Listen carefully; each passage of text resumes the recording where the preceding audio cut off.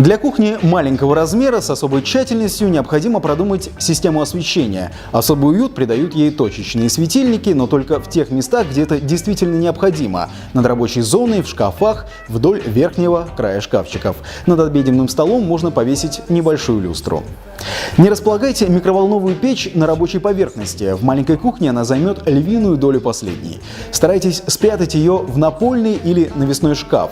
Можно ее также повесить на стену при помощи специальных держателей.